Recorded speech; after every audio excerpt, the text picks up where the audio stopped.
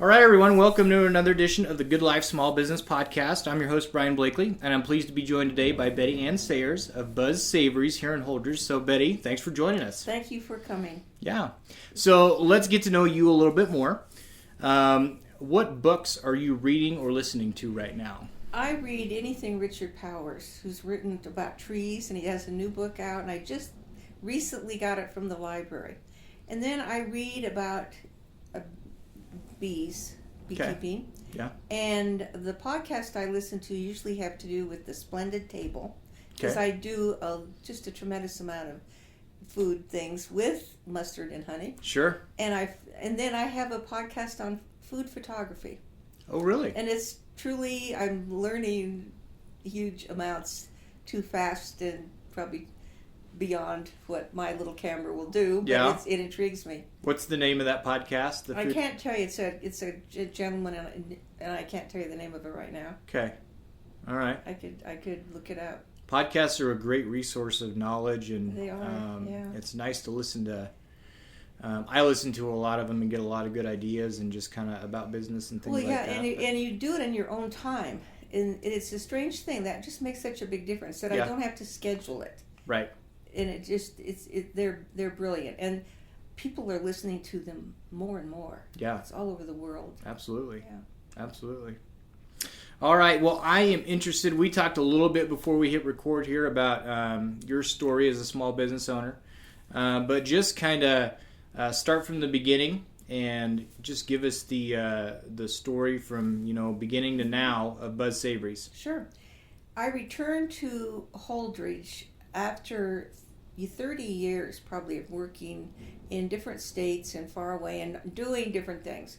And there's just my career has been very jerky. It wouldn't lead me to any obvious place where I am now. Okay. Let me say that. Yeah. And then I came back, and most of the friends that I had when I left are far gone. And then I looked at the lifestyle that people were enjoying most of all, which was activities I really didn't do. I don't play golf. I don't play bridge. I don't like to make church dinners. I mean, there's a lot of things that I just thought, no, I'm not going to do that. So, then what are you going to do? Because I can work and work and work, but then you absolutely need a break. And you Sure. need something that you enjoy. And I tried to think, I don't have a pet, and I didn't want a pet. And then, what do I really like? Well, I made a list. And the top of the list, to my total amazement, was beekeeping. And I do not know where that actually came from, but there it was. It came to be January. I saw this tiny little message in the Kearney Hub. The University of Nebraska is sponsoring a beekeeping seminar. And it was in January, windy, cold, icy, dark, dreary day. I jumped in my car, drove to Kearney, entered this room full of people that were wearing corduroy pants, boots up to their thighs, caps pulled over their ears, Sure. and flannel shirts. And I thought, now I found my people. Yep. It just was a click. Yeah, this is what. And their questions were all about bees, and they didn't talk about anything other. I mean, they were so focused, and I enjoyed that.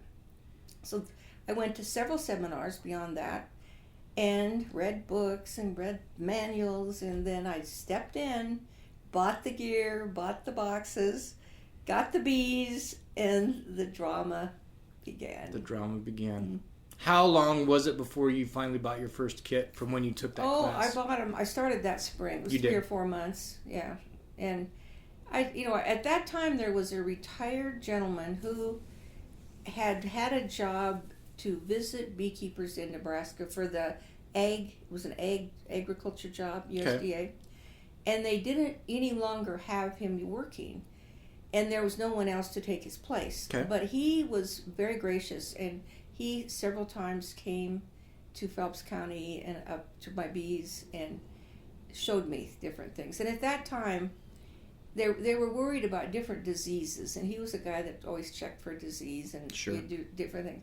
And after long, though, the varroa mite came into being, and that was very destructive. And I lost thousands of bees, and it's one thing to have cattle in a feed yard. You know, you can count them. When you have 6,000, 7,000 bees in a hive and everyone is dead because of something I didn't do, it's very serious. Yeah. And it really, I just thought, but I didn't quit. And I don't know why, but I didn't. Yeah. And I've gotten better at it. There's a gentleman in Oxford, George Bennell. He's a commercial beekeeper. He's on the board at Sous Bee, and he is just amazing. He's a fount of knowledge. Very good. And I can call him anytime. It's great to have resources. Oh my gosh. What year was that you went to that class at UNK? Oh, it Or would have at been the programs? 2000, maybe 2017. Okay. About Okay. that time. Okay. So you've been at this for 4 years now. Yeah. Well, yeah. Yeah. It might have been earlier. I've been at this. It might have been 2012. Okay. Because seems like I've been at this forever. Yeah. But I think it might have been earlier. I don't really know. I could find out because I could look in my checkbook. Yeah. Start writing Sure. checks for Yeah. all these equipments and all of the medicines and Yeah. on and on and on. But Buzz Savories, did Buzz Savories start right then when you bought your beekeeping? No, The first kit? I was getting honey and I was giving it away mostly, and I didn't really enjoy. I really didn't know what to do with the honey, and you can just eat so much honey, and then people would find they knew I had honey, and I'd give it to them, and I just thought this isn't very entertaining. I like the bees, I like the beekeeping, I like getting the honey, but I didn't know what to do with it really. And I thought about that, and I thought, what could I make? And I thought of baklava, because that is so delicious. But I thought, how much of that can anybody eat? And would anybody around here like it? And now that I think of it, I think maybe since I've got this business that's mostly online, I bet I could sell baklava. Yeah. Because people, it would be something I could photograph. And it's one thing, when you have such lovely honey, it's single source, it tastes like the prairie in Nebraska, very unique. You don't want to mix it with strong stuff. So that's what I'm really careful about. And then I thought, well, what? And then my neighbor next door was she was a retired critical care nurse. And she was interested in food. She was a world traveler. Okay. And we talked about this a lot. She was just a smart, lovely person. And we thought maybe mustard, an old world mustard. Okay. And we started sorting through recipes and looking. There's millions of them. And we tried them, and she had this wonderful blender so we could go over there, and I bought the mustard seeds, and we tried, I bet we tried 50 recipes. And then all at once we found one that seemed that we liked it. We both liked it. And Zinniger is a great German name. And so her husband, Hans, who was a physician in Holdrege at the time, we thought if Hans likes it, it's a good sign. He really liked it. Good.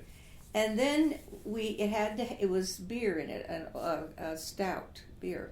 So we go down to the brewery in Holdrege, which was just opening. It was just beginning.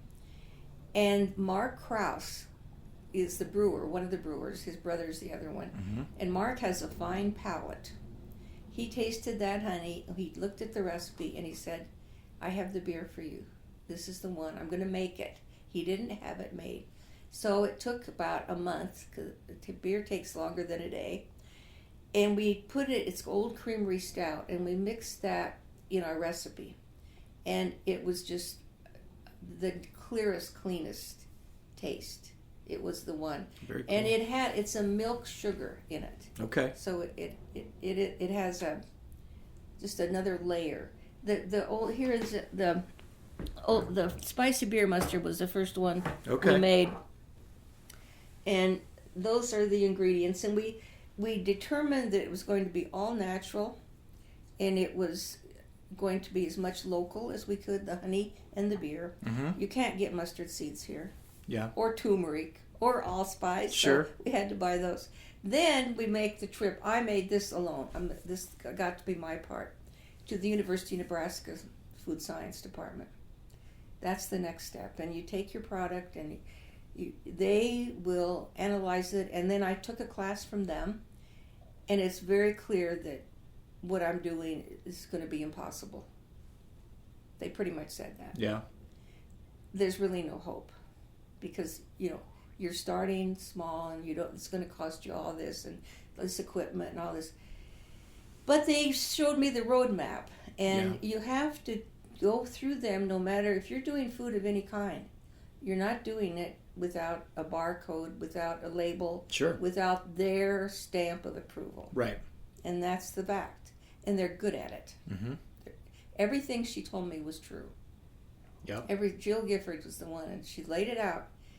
And it's going to cost $22,000 to get you even in the door, and all of that's true, and it's intimidating. Yeah. Probably stuff you don't want to believe or maybe think that isn't true. Yeah, but it turns out me. Yeah, I'll say, oh no, not for me. I'm not going to have that problem. Right. Because I'm going to think, well, I had that problem and more. Yeah. It's not, you can't predict it. But she's very honest and she's very clear and she was helpful to the point. But the food science department is in big quantities of food. I mean, their equipment is as big as a bathroom, one of my bathrooms. Sure. And for little beginnings, they didn't have the advice that was helpful. They got me the label, they analyzed the jar, they analyzed and all that, and I really appreciate that. And they did it quickly. Yeah. But then it was up to me. And I didn't have people to talk to about that. And that's a problem Nebraska has. Mm-hmm. Because we talk about food all the time, and we grow it, and we sell it, and we advertise it. But it's hard to find a commercial kitchen. And it's hard to find the equipment that would be correct for what I was going to do. Those are my first barriers. Yeah. And then you have to buy, jars and lids and all. And the food science doesn't help you with anything like that. You just have to experience, fail. They show you where the path is, Yeah. but they don't lead you down it. No, and I think they're thinking of ways to improve that. Yeah. Because their customers are not necessarily, they're from all over the world. Mm-hmm. I took a class, and there were people there from San Francisco and Florida, people that are starting big food things. So how did you, with something that daunting staring at you in the face as far as the cost and all of the things, did you get to the point where you were overwhelmed or maybe didn't want to carry forward? It's odd, and I don't really know why I didn't. But I had this neighbor, and she was very encouraging, and we knew the mustard was excellent. Mm-hmm. That's one thing that was excellent. And I would just take it step by step. I didn't look too far ahead, and I was enjoying. There was something about it that was really intriguing to me, and it was. You enjoyed the process. Yeah, the process. It was all new, and there were things I was learning every day, and it was trial and error. But it was something I could imagine. It coming together. You were up for the challenge, and you could see as you were starting to gain momentum. Mm-hmm. Mm-hmm. And it just seemed that I could make things. I come from a family of great cooks, and my mother was fabulous. And I didn't realize I had that in me to the degree I must have, because there's a lot of, what do you do with it? Yeah. Now, and before I started this, I had Nebraska Rural Living, which was an online magazine that my sister and I started right here. So I had a sense of how the internet could be useful to me. Sure. And there's a lot of creativity around that. Mm-hmm. So we just started, and step by step, I got the product, I got the jars, I got the labels. I have friends the Hansons in Bertrand that do those blasted signs. Mm-hmm. Crystal Hanson is really a terrific, helpful graphic artist. And she got me going. And there were just people along the way that, you know, I could call. And, Sure. and then it got bigger. And I had, Nebraska were living, there was a graphic artist and designer, Kim Woods, Bulldog Graphics, and she was in Colorado. And I just had a real familiarity with her, and she was still hosting some different things for me. So she really got the newsletter going in a good way. Mm-hmm. And that's what some advice that I don't think anybody can ever hear enough. Whoever you trust your story with on the internet has to be especially smart and Mm-hmm. good, reliable. They're going to stay with you, because that's one of the keys. And that was going to be my marketing mainly. Yeah. Internet. Was a newsletter Mm-hmm. and the internet. Mm-hmm. Okay. And I had a background to a degree in doing that. So then I turned everything like that over to Kim. And so she was my first helper person. Got it. Yeah. Got it. So are you primarily online, or are you in some local stores? I started out with Fritz's meat store, because I look at this Here in mustard. Holdrege? Yes. Okay. I look at this mustard. I said, who is my audience? It's Nebraskans. What do Nebraskans like? They like meat. What kind of meat do they like? They like all kinds of meat. And they like this mustard because they're going to eat it with this. And then where does the meat start? It starts at Fritz's. He's one of our best. Yeah. And from there, it was surprising. I thought many grocery stores wouldn't take it because of the price. And so I just started talking to sort of gift stores and like gifts and things, and then Rustic and Red had it for a while. They no longer do. Grow, I joined Grow, Mm-hmm. and they're very helpful and fun to talk to and encouraging. Yeah. You know, they're a good source of Yeah. encouragement. And they gave me some advice, and it just little by little I got more. And Lost Way Brewery sells a lot of it. Yeah. And then Whole Foods, Hy-Vee. There's a store in Lincoln, Leon's Gourmet Grocer. And From Nebraska store in Lincoln sells Okay. much of it, which makes common sense. Mm-hmm. People go there. I have found a lot of things about it. You have to have in mind food. And I'm surprised Gifts and Things sells it. But Rustic and Red couldn't, because people don't come in there to get food, Mm-hmm. but they come into the grocery stores to get it. Yeah. And meat stores to get it, and that's kind of where I go with it. Sure. Absolutely. But I sell a lot online. We have a shopping cart. I am on Amazon, but you've got to spend more money than I'm willing to spend to get attention. Sure. On Amazon. Yeah. It's a disappointment. Yeah. That's the other side of the online part of it. Oh, yeah. Yeah. And Instagram. And then the other side is the time. It's extremely a time sink. Yeah.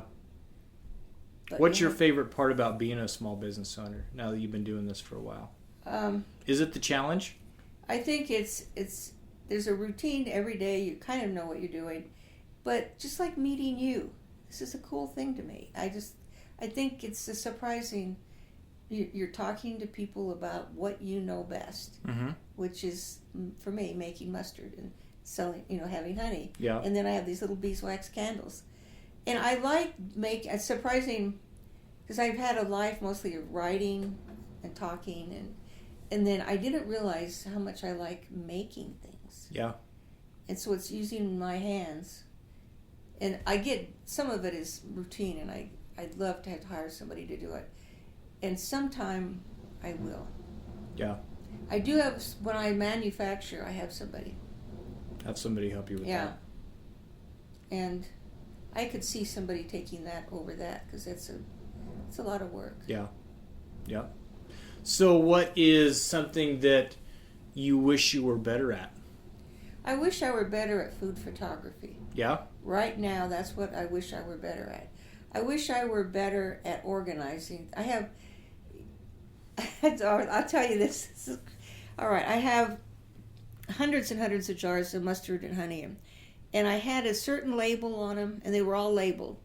Well, then my graphic designer, we had to get more labels because I was out of them. So then we wanted to put this on this easy reorder. It's a hashtag. Yep. So then she QR redesigned code. all the labels, and they're different. And then I like them so much better than the ones I have. So now I'm in the process of taking off at painstaking, awful, every one of those labels of hundreds, and then putting this over the top. Things like that I don't like, but I do, and then I get disturbed about it because I don't have the right place to do that, and I don't have the right. There's a lot of things I need to it's my own brain that's not organized. Well, I think that's in some aspect that's every small business owner. Is it really? Oh yeah, I think so. I'm that way too. There's tedious things there. You wear so many hats, and you have to do, and that's why I asked this question is because from marketing to product placement to things like the labels and making changes, and then food photography, I'm sure that's things that you use on social media, those types of things. Absolutely. There's so many hats that you wear and so many different things. There's certain things you can be really good at. Mm-hmm. And there's certain things, an example of that is the financial side too, where people do not want to look at the books. They don't want to worry about it, but it's a necessary evil when you're a small business owner, because when it all comes down to it, you want to do something you enjoy, but it's there to make you money too. Exactly. Yeah. Otherwise, it's not a business. Right. And I've worked in the this is so interesting you said that, because my whole career was in the nonprofit world. And the fact is, you don't really care. You're spending somebody else's money, and you want it to work out, but you told them so-and-so it would to this degree, and if it does, it does. If it doesn't, it does. You just go ahead. And now all at once, I'm in business, and that's a whole different game. Yeah. And it's fascinating, though. Yeah. I don't think there's anything. That's why we love to be in America, because we can do these things. Mm-hmm. And we get lots of encouragement. I mean, some places wouldn't allow it in the world, that you could just go forth. Right. You go forth and make business. Yeah. And it's curious, but it consumes all my time, all my thought. I'm very boring. People don't really enjoy me because I keep changing the subject back to business and mustard. And they have to say, even I had this, I was talking to this one guy, he said, well, I'm sorry, but I need to change the topic. Well, I'm sorry too. I can't shut my brain off. I can't. I'm that way too. It's hard. It is. It's really hard to think. And I try to be a good listener, but I'm not particularly. And I don't really want to be around people that don't care about what I want to care about. That's sad. That's the truth. Yeah. Well, it is a different mindset for sure. When you when you're working on your business, it's a different mindset because no one will ever love it as much as you do. Exactly. Yeah. Exactly. Yeah. You try to get them to, but they don't. Right.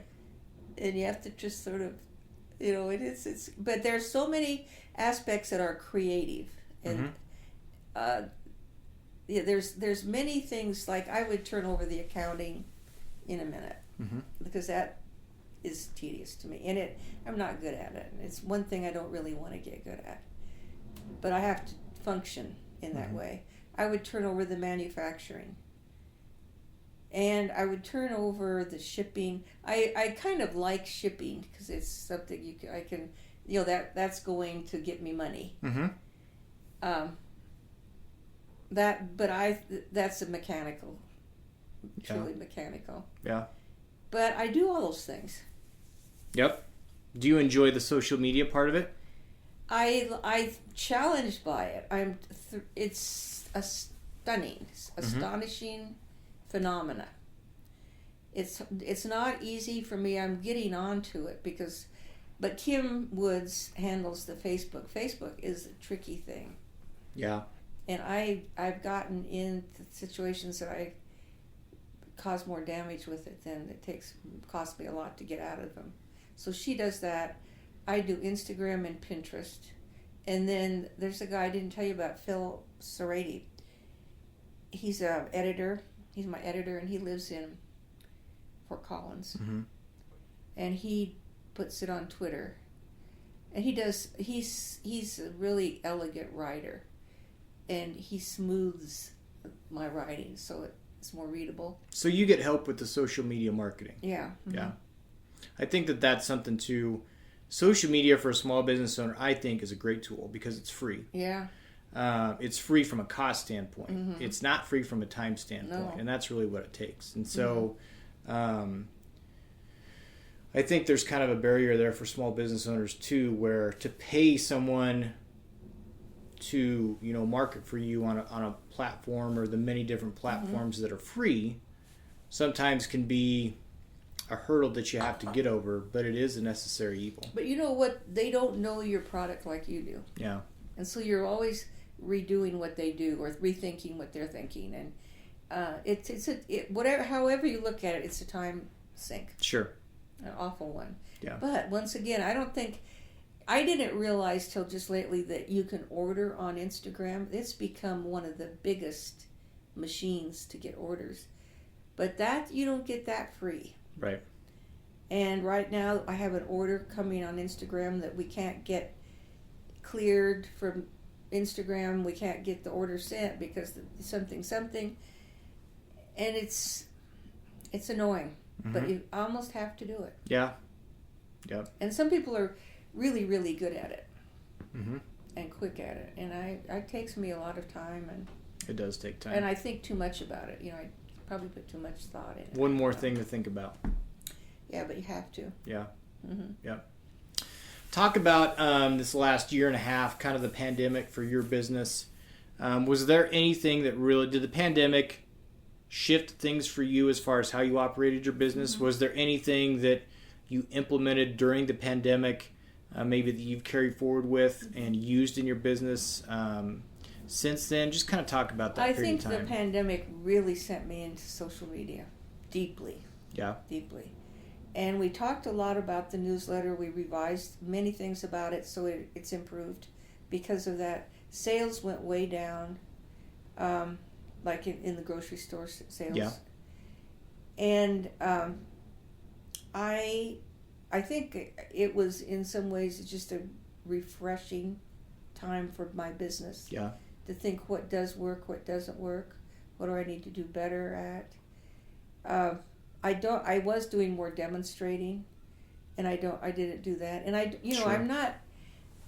That's one thing that I probably should be doing more, but it's almost that pandemic made me shy away from things, crowds of people, Mm-hmm.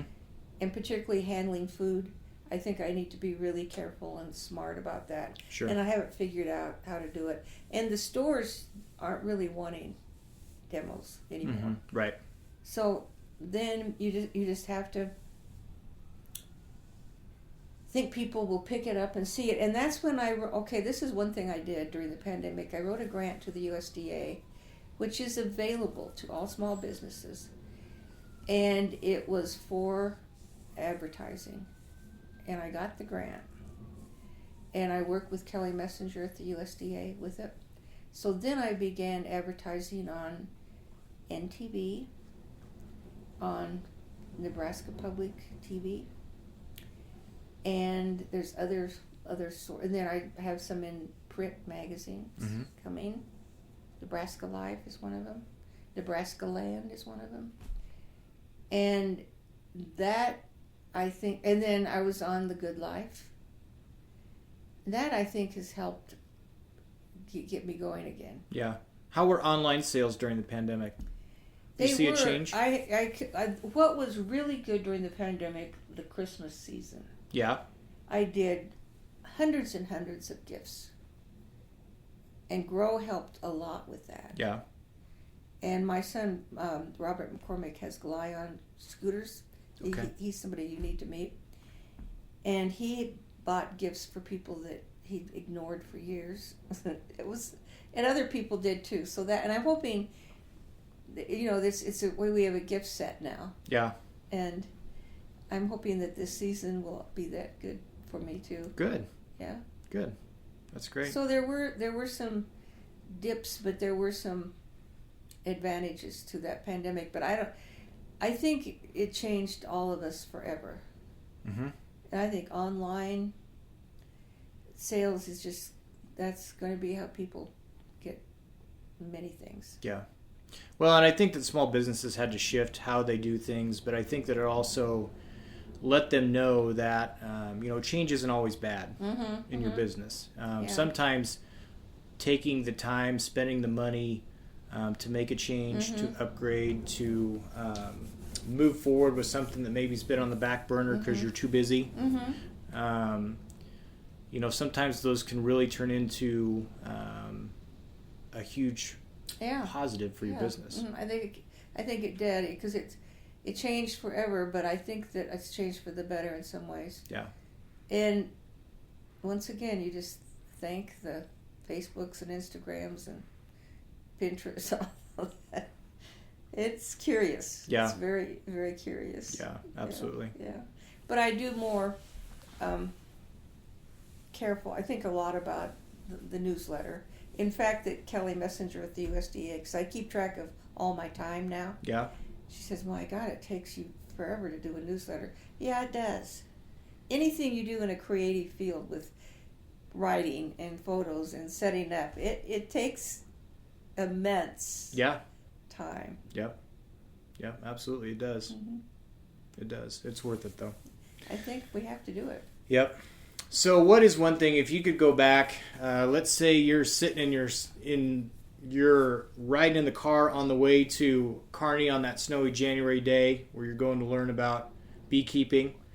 If there's one piece of advice that you could give yourself back then, that maybe you would do something different, that you would, something to be ready for, or would you just let things go on as they have?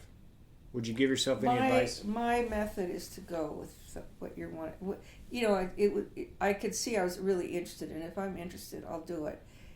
And what can you say? What can you do? It's life. It's just life. It's living. And there's a lot of things that I need to learn. But learning is life.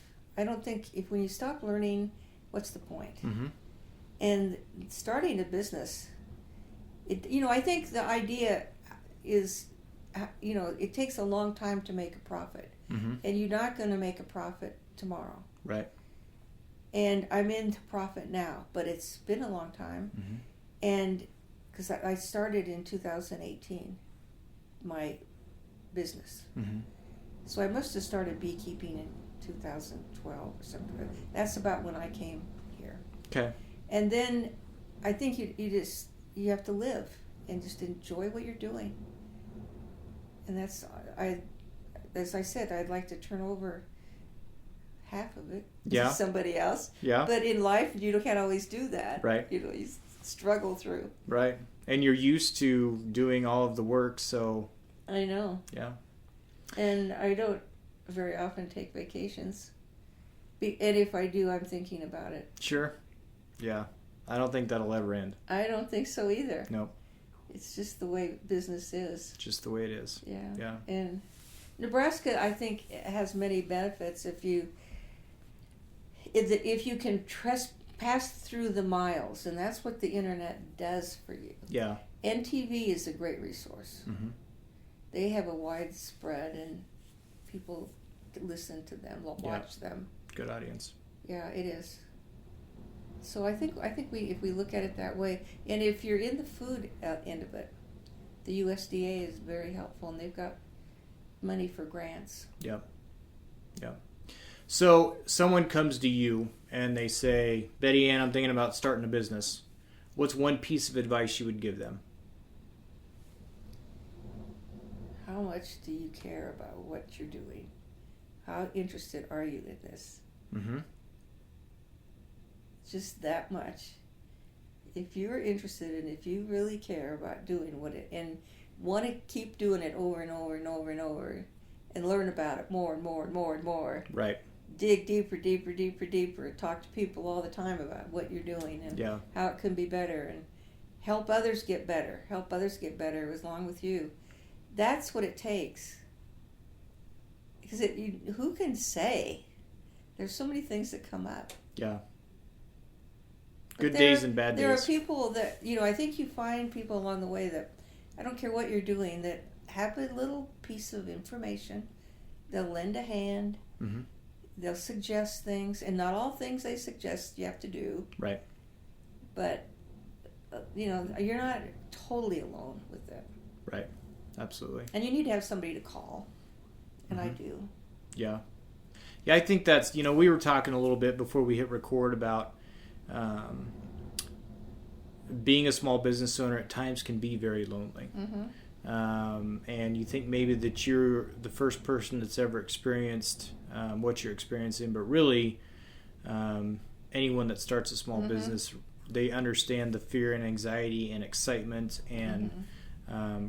Your mind's always thinking about your business. Mm-hmm. But it is important to have some sort of mm-hmm. network, whether It it's is. friends, family, that encourage you. I really agree with you, Brian. I don't know that I knew that. I didn't think about that. Mm-hmm. Because you are on your own here, and nobody's done what you're doing. Right. But if there's just a few people that get it, mm-hmm. and you talk to them, and they'll have a little idea, or at least they'll encourage you. Yeah, you've done this really well. I really like it. Mm-hmm. That means a lot. Yeah, that can get you through a day or a week or a month. I know. Yeah. I know. Yeah, absolutely, it can. And it is. I think that there usually are people out there that like to see you succeed. Absolutely. Your Chamber of Commerce. Mm-hmm. Yep. They're full of advice. And grow. Yeah. And finding different, like where you work with Lost Way here in Holdrege, mm-hmm. Lost Way Brewery, I think, finding other businesses that you can collaborate with. Yes, I think that was my strength of one of the things we did. Yeah. And they, that beer, I just am so glad they're successful, because where would I ever get that beer again? That's another issue, though. Yeah. Yeah. Yeah. And and they do sell a lot of it for me. But it's very curious how it just is like an animal that just keeps changing and changing mm-hmm. and changing as you go along. Yep. And it charges your time forward or backward. Yep. But every day is something. Mm-hmm. Yeah, it is. Mm-hmm. Yep. You don't ever wonder, what am I going to sit around all day today? No. Always something to do. I know. Something to read, a podcast to listen to. Right, absolutely. Mm-hmm. Always learning. I know. All right, Betty. So tell us where we can find out more about Buzz Savories. Websites, where do we find you on social media? Just Buzz Savories. Look at Buzz Savories on Facebook, on Instagram, on Pinterest. And is it Twitter. buzzsavories.com? Is that right? No, it's buzzsavoriesllc.com. buzzsavoriesllc.com. Okay. And you'll find it in your local Hy-Vee store in Nebraska.